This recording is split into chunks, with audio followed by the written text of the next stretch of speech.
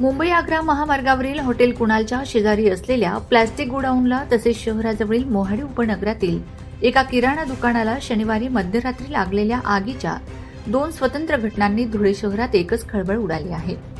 या दोन्ही घटनांमध्ये एकूण अंदाजे 45 ते 55 लाख रुपयांचे नुकसान झाल्याचे प्राथमिक अंदाजातून समोर आले आहे। धुळे शहरातील वडजाई रोड परिसरातील सुलतान मदरशाजवळ सलीम शाह यांचे प्लास्टिक साहित्याचे गोडाऊन असून मध्यरात्री अचानक आग लागली।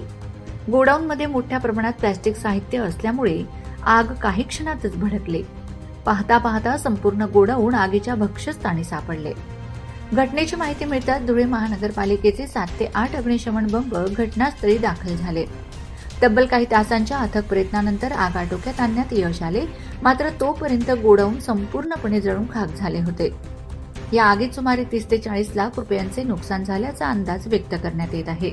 दरम्यान मोहाडी उपनगरातील किराणा दुकानाला लागलेल्या आगीतही मोठे आर्थिक नुकसान झाले असून आगीचं नेमकं कारण अद्याप अस्पष्ट आहे। दोन्ही घटनांचा तपास संबंधित यंत्रणांकडून सुरू आहे। माझा खानदेश न्यूज ब्युरो, शिरपूर।